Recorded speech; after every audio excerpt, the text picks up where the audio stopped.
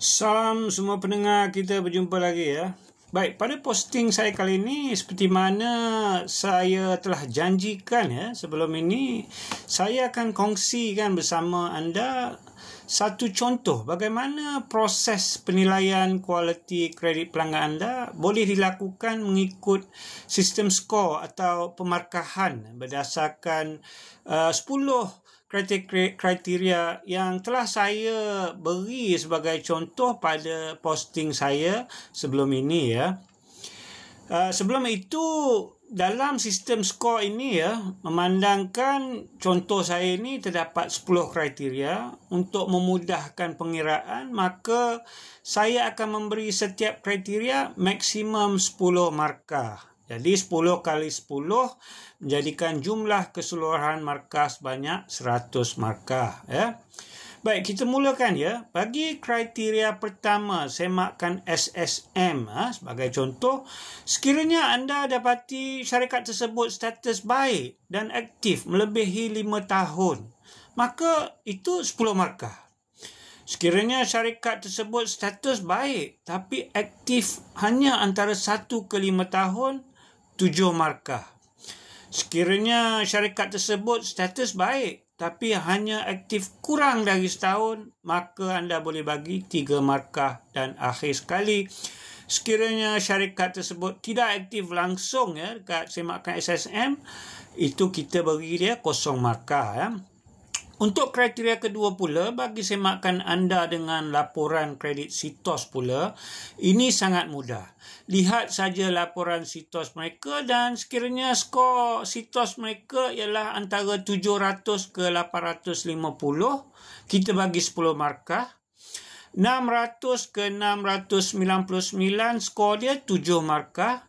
500 ke 599 3 markah, dan kalau skornya bawah 500 0 markah.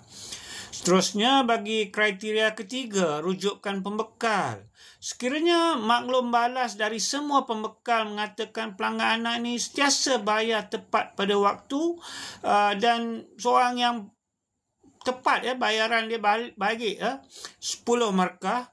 Tapi kalau ada 1-2 pembekal yang kata kadang-kadang lewat ya buat bayaran, tapi secara keseluruhannya tetap baik, maka 7 markah. Sekiranya semua kata bayaran dibuat selalu lewat, ini 3 markah. Dan sekiranya semua beritahu anda pelanggannya ni bukan sahaja selalu lewat, susah nak dihubungi dan ada kalanya tak bayar langsung, ini 0 markah. Bagi kriteria keempat, iaitu trend baki tunai akaun semasa ya, bank dia pada setiap hujung bulan.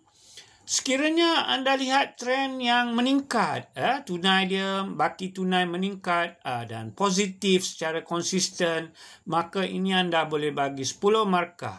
Kalau trend baki tunai nampak ada turun naik tak stabil, tapi secara keseluruhannya positif, maka 7 markah. Namun sekiranya trend menunjukkan baki tunai sentiasa rendah dan tak konsisten berkurangan, berikan 3 markah sahaja. Dan akhir sekali, sekiranya trend menunjukkan baki sentiasa rendah dan kadang-kadang negatif, anda bagi 0 markah sahaja. Seterusnya, bagi kriteria kelima dan keenam, iaitu trend jualan dan trend keuntungan, 10 markah sekiranya trend jualan tahunan sentiasa meningkat dan keuntungan juga naik secara konsisten. Sekiranya jualan dan keuntungan tahunan menunjukkan trend yang stabil tapi tiada peningkatan atau sedikit sahaja peningkatan dari segi keuntungan tu kan, maka itu 7 markah. Sebaliknya, sekiranya trend jualan dan keuntungan syarikat menunjukkan trend yang tidak stabil dan boleh nampak trend yang menurun juga, itu 3 markah.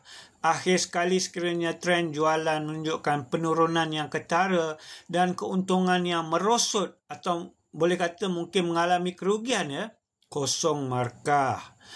Bagi kriteria yang ketujuh pula, iaitu trend baki hutang atau total liabilities kalau dalam kunci kira-kira, anda boleh beri 10 markah sekiranya menunjukkan trend hutang yang terkawal dan berkurangan dan boleh kata kurang dari 30% dari jumlah aset. Sekiranya trend hutang stabil tapi jumlah hutang dalam lingkungan 30 ke 50% dari jumlah aset, ini 7 markah. Bagi trend hutang yang semakin meningkat dan nisbah hutang ke aset antara 50 ke 80%, 3 markah. Dan akhir sekali bagi trend baki hutang yang nisbah hutang ke aset sentiasa melapasi 80%, maka ini 0 markah. Bagi kriteria ke-8, sejarah bayar balik hutang pula, 10 markah sekiranya pemohon sentiasa bayar balik hutang tepat pada waktu. 7 markah sekiranya ada 1-2 pemiutang terima bayaran balik lewat, tapi semuanya dalam tempoh kurang dari 30 hari. 4 markah sekiranya sejarah bayaran balik menunjukkan pelanggan anda selalu lewat bayar balik hutang. Kebanyakannya antara 30 ke 60 hari. Dan 0 markah sekiranya sejarah menunjukkan pelanggan anda ini memang kerap gagal bayar balik hutang sehingga melepasi 60 hari. Bagi kriteria ke-9, kedudukan baki tunai syarikat untuk menampung kos operasi syarikat 10 markah sekiranya baki tunai sentiasa positif dan mencukupi untuk sekurang-kurangnya 3 bulan kos operasi syarikat. 7 markah sekiranya baki tunai tidak menentu ada turun naik dan hanya mencukupi untuk menampung 1 hingga 3 bulan operasi.